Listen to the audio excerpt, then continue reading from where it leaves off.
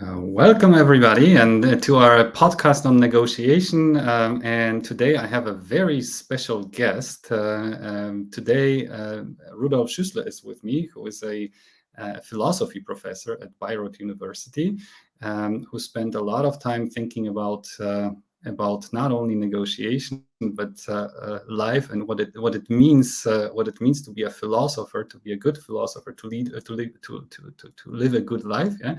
And today we will talk about a super exciting topic. Yeah? But before we move on to this topic, Rudolf, I would like to hand over quickly to you for a very quick introduction. Yeah, my name is Rudolf Schüssler. I'm a professor of philosophy at the Department of Philosophy and Economics in Bayreuth.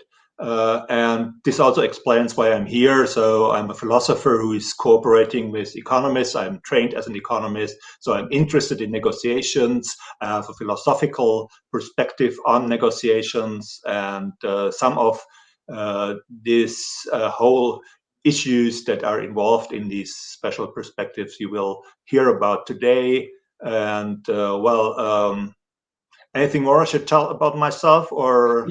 Yes, absolutely. What I would be the combination I've heard about different combinations of research focus and negotiation, but philosophy is new to me. So how did it start, Rudolf? It started with getting a job, getting a professorship in Bayreuth in this course of studies, philosophy and economics. So I had to select issues that are of interest for philosophers and economists alike. And actually, negotiation is something I think that's quite natural, shared interest between economists and philosophers, because there's a lot of rationality, issues of rationality in negotiations, which economists not touch, which are coming from philosophy. And there is also, of course, the question of ethics of negotiations. How do you deal with justice at the negotiation table? And this is something for which philosophers are particularly well trained to work on.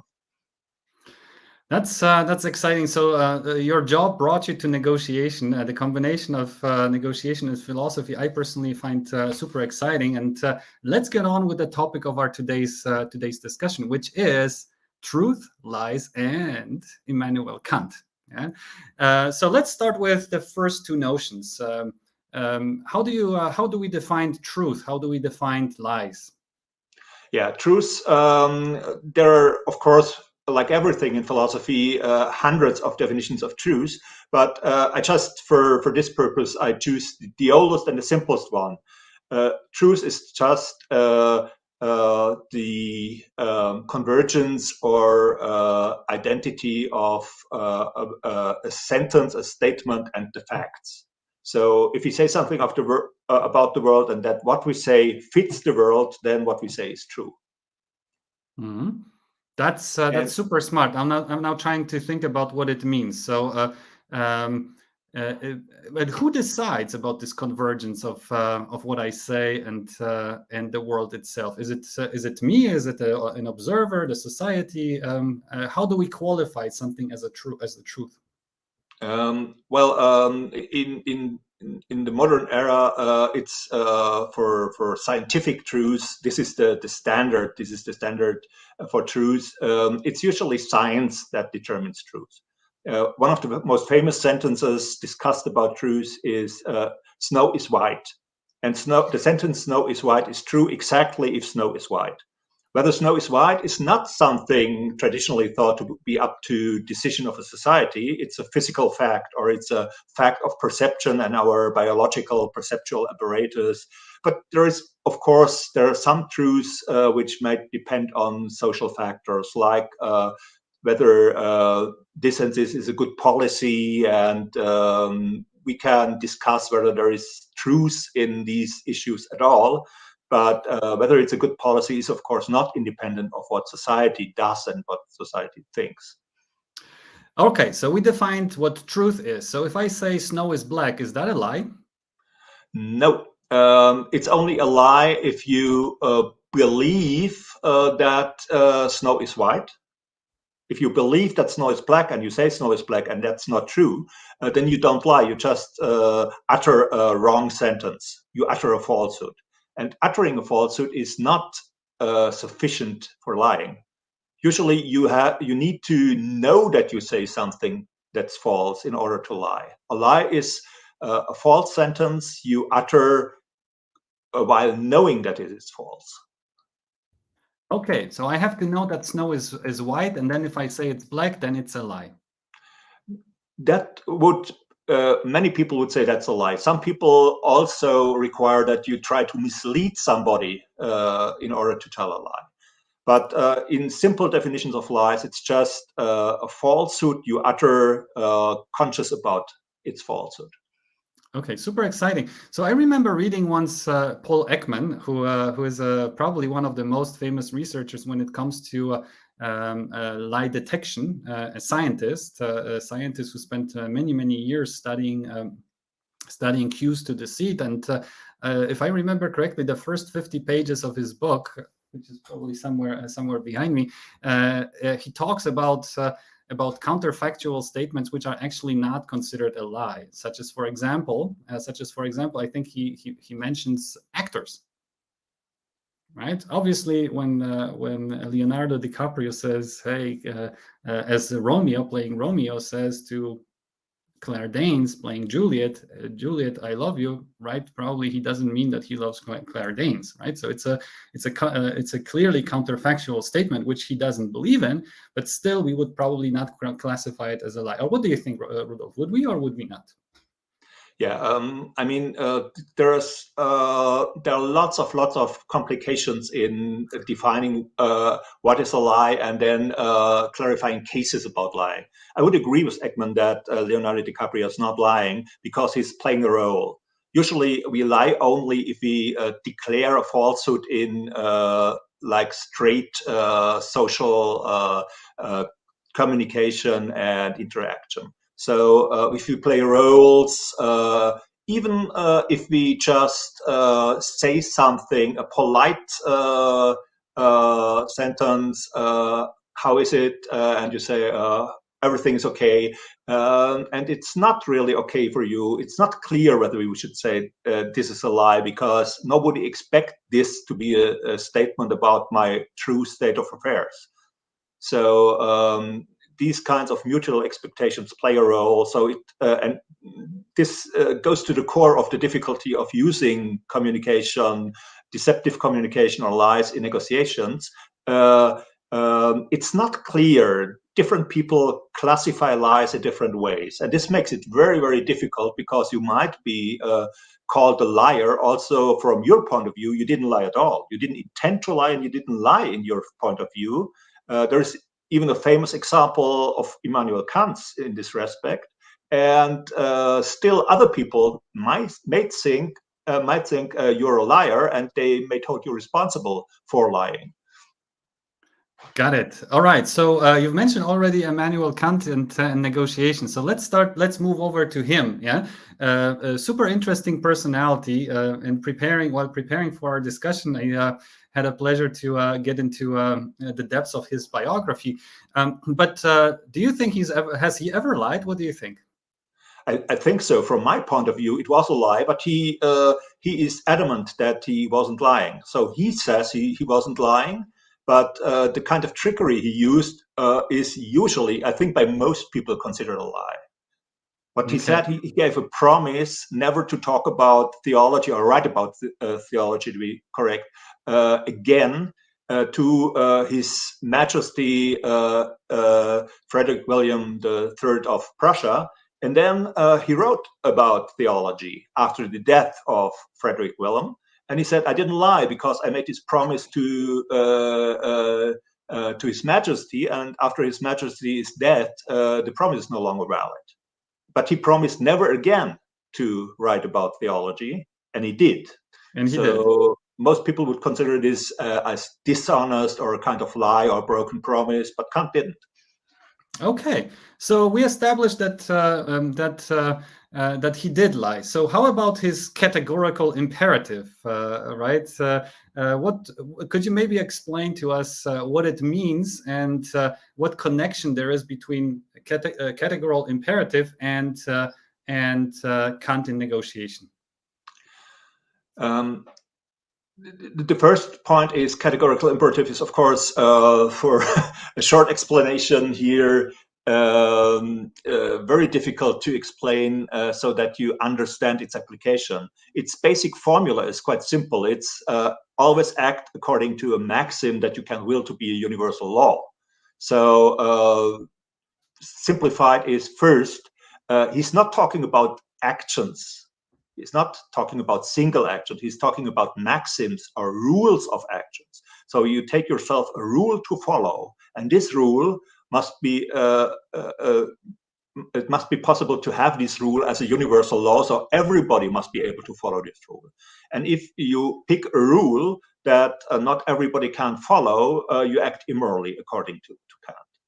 And for example, he says a rule of lying, a rule of untruth is not universalizable. It's not, you cannot will it as a universal law. Why? If everybody lied, nobody would trust the word of another person. We couldn't communicate. All our human communication would break down. And that's at least what he thinks, what he says. And so lies cannot be willed. A maxim of lying, a rule of lying in certain situations cannot be willed as a universal law.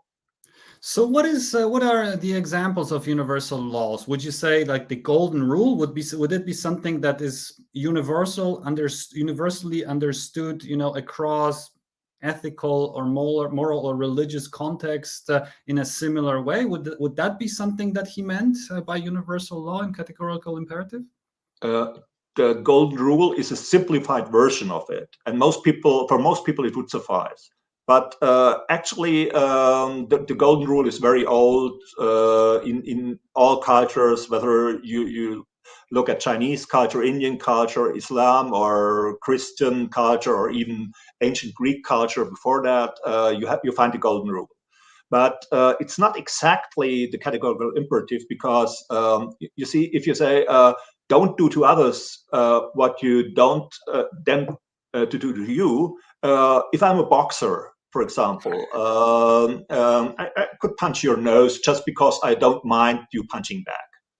And that's not what Kant thought is universalizable. It's rather we should choose maxims that can everybody from their own perspective will as a law, not only the boxers, but also those who don't like violence.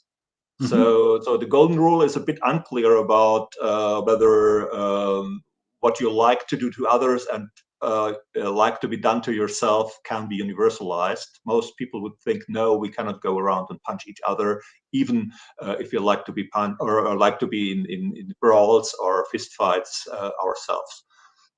So yes, I understand this. So what are the other? I thought this would be the most generic example of something that would qualify as a categorical imperative. If not golden rule, what would be an example of something that is universally understood as a moral standard?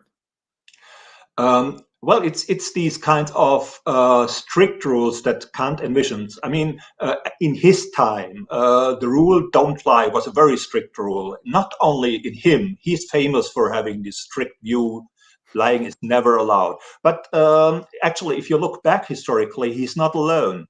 It was a strict rule in Christianity for 1,000 years before Kant, and he cannot be blamed for taking it as a strict rule, because in his culture, in the time he lived, it was still coming from Christianity. Whether it's Protestant or Catholic doesn't matter in this respect. But it was still officially in theology, in moral theology, considered a strict rule.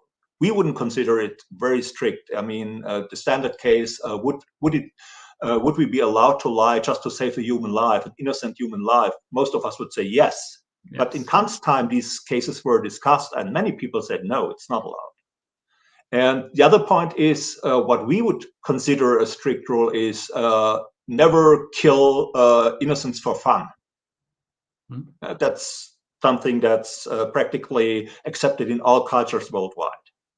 The killing of innocents is prohibited, and it's only under special conditions in war or in emergency conditions may be allowed, but just for fun, for example, no culture allows that. So we have these universals, and we have these universal rules, but of course, the question is whether Kant's method can deliver us these universal rules for all people worldwide, and I actually doubt that. So I remember many years ago reading one of the most famous quote from Kant, with a starry heaven above me and moral law within me, right? So if I understand him correctly, he suggests that that these moral standards are not only reasonable and rational, can be rationally derived, but also are part of our humanity. Is that too far, or would you say that he would agree with this statement? He would agree, yeah. As he understands humanity, it's the core of our humanity that's linked to his ethics. But is it true then across cultures, right? When we apply, for example, this this assertion, Kant's assertion, Kantian ethics to other cultural areas or religious regimes or school of thoughts, is there something equivalent to this to Kantian moral imperative in other cultures as well, or is it something that is isolated, 18th century Enlightenment type of an assertion from someone who was brought up in a strict kind of very strict religious family, and then somehow developed this notion of morality being a part of us as human beings? I mean, morality, if we just take it as a general thing, I think is very important in all cultures. All cultures have have some understanding of morality that's very important for their society and their culture. But the Kantian, specifically Kantian kind of morality, I think it's very European. In my view, it's not 18th century and Enlightenment only. It has deep roots in Christianity, as you can see with the prohibition of lying, which is coming from Augustine, so from the Christian tradition. But you don't have the same kind of understanding of prohibitions in other traditions. Even if you have a kind of legalistic religious tradition like in Islam, which is also very law-based tradition, or Judaism, you don't have the same understanding. And in China, it's completely different. It's more akin. Confucianism is more like virtue ethics. It's closer to Aristotle than to Kant. And if you have a virtue ethics, you don't have these kind of strict rules. And even in Europe, I mean, it's not only it's not China against Europe, but you have traditions of ethics in Europe that are more like Confucianism than Kant is like, and so Kant is quite special in this respect. Yes, super, very interesting. So let's now apply the result of this discussion to negotiation and ethics. Is it ethical/moral to lie in negotiation? I don't think so. I think that lying in negotiation is unethical, and I think that it's also a big mistake. It's a mistake of art. If you're a good negotiator, you usually don't need to lie. So what traditionally good negotiators in the tradition in which Kant grew up use in order to deceive others is misleading statements. It's verbal trickery, and it's just withholding information from the other side. And the interesting thing is that Kant discusses all these methods of deception and withholding information, but he does not classify them as a lie. So they are not strictly prohibited. So we did this actually in a seminar with expert negotiators, with people who negotiated for billions of euros. And they said, actually, they could follow Kant's ethics in negotiations, and they didn't know that they did do it, but they had the same idea. You don't lie. You don't plainly lie. You just use misleading information, just ambiguous words, and you withhold information from the other side in order to just manipulate the communication. And this is done, and this is already considered somewhat unethical, but depending on the aims you have, it's considered as usable by these experts, or was considered usable by the experts we talked to. And that's practically what Kant says. He says you can have these kinds of semaphore system. Withholding information, he gives green light. He says information is your property. You can withhold it from everybody if you want. So you don't have to forward information to others. He even says you have to be truthful in all what you say, but you don't have to say the whole truth. So this is something he explicitly says. And then he says if something very important is at stake, if there are great losses to be made if you do not just mislead others, and you might even mislead in order to favor on the long run truth. And that's what he said he did with the Prussian king. He said he misled the censors. He didn't lie. He said, I just misled them, but the aims I had just justify the means in this respect. But lies are never justified. So he has this kind of a scale, what you can use, and this is very practicable.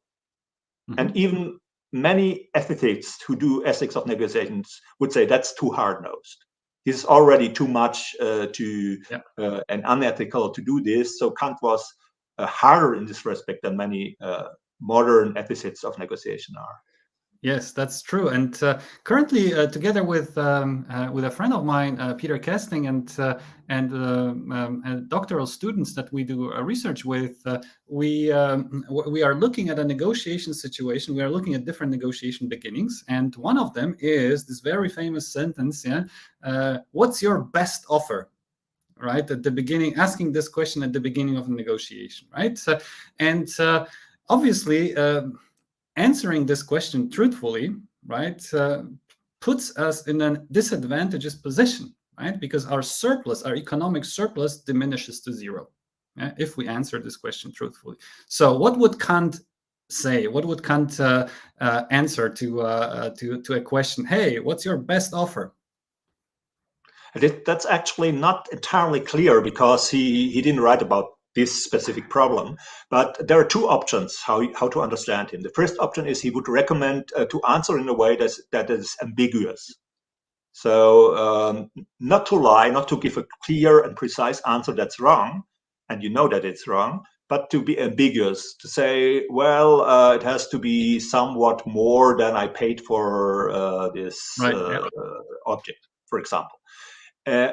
The other option is to say that he uses the same explanation as with the servant who says that his master is not at home. Also, the master is at home.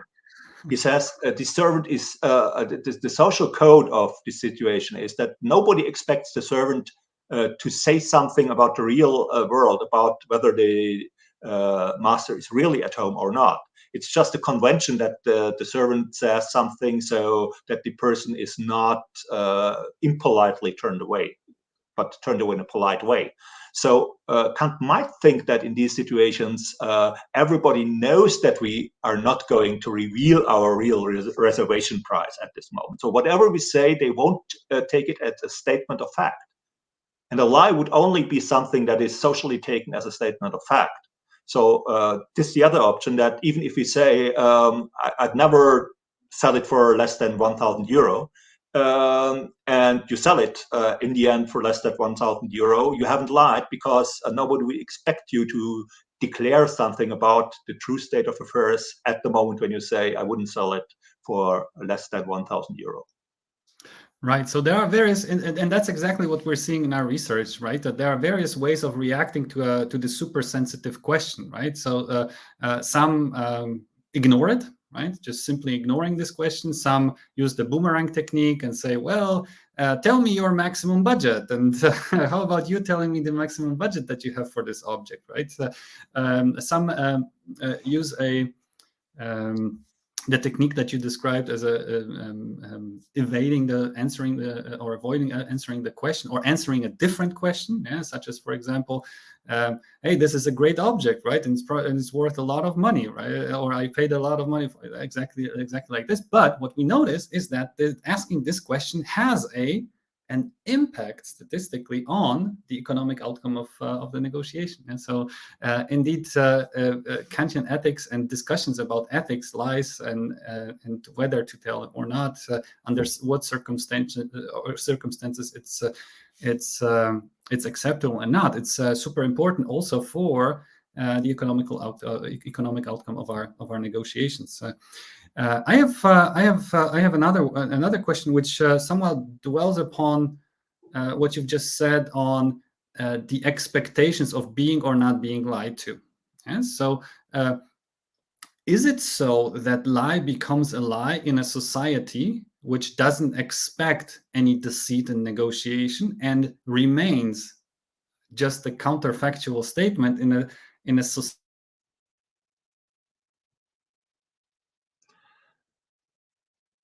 Yeah. I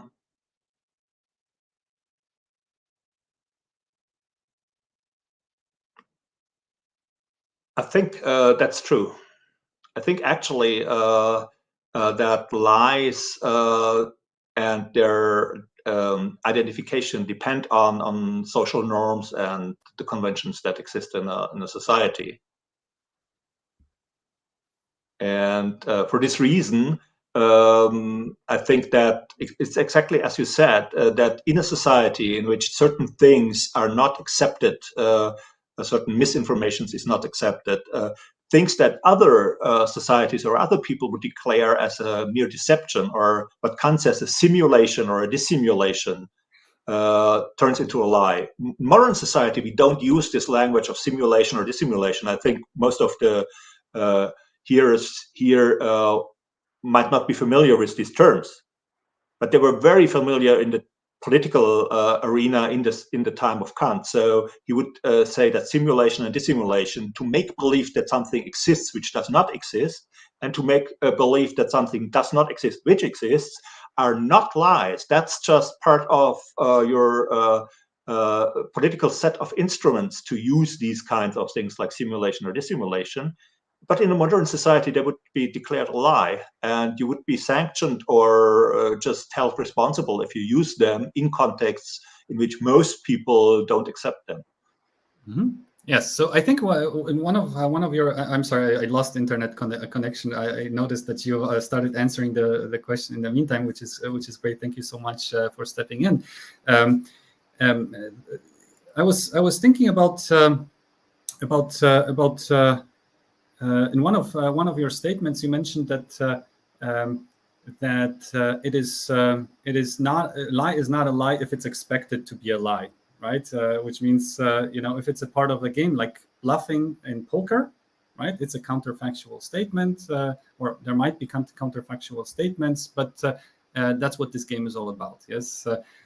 So if we take all this, right, and we start thinking about put it in a Kantian ethic context, would Immanuel Kant be a good negotiator in our today's society?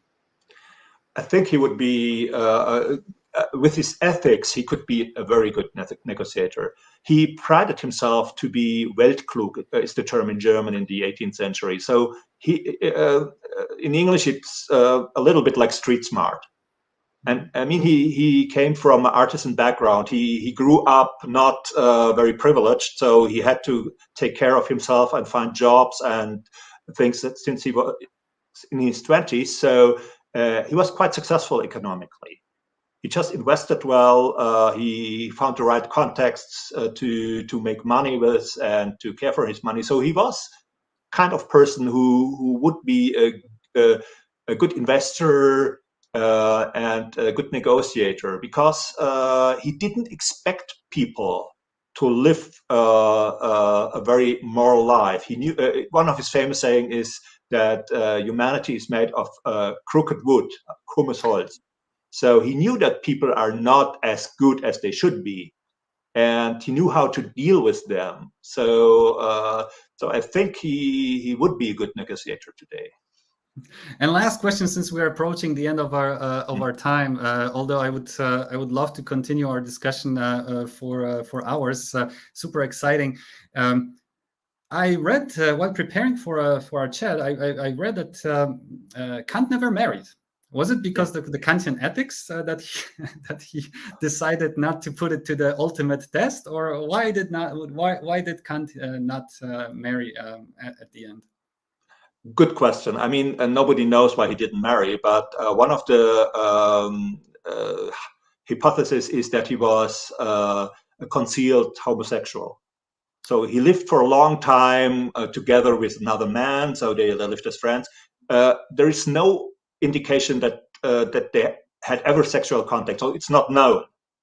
And at the time, many people lived their homosexuality not secretly, and just lived a very asexual life. But probably wasn't very much attracted to women. That's something that might be the case. Rudolf, thank you so much. Thank you so much for being with us. I utterly enjoyed our conversation. If you were to summarize in one sentence, Kant, ethics, and negotiation, what comes to your mind?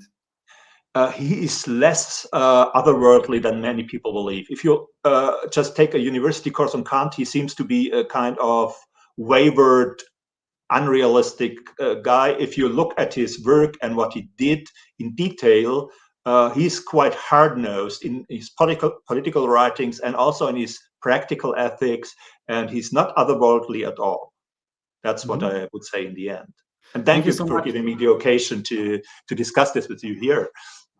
Thank you so much, Rudolf. It's been a great pleasure. So don't lie in negotiation. It's not a trait of a good negotiator to lie. It's possible to achieve great results like Kant did or would do in our today's society, according to Professor Rudolf Schüssler. It's possible to be a great negotiator and remain faithful to our own moral standards or universal moral standards as such.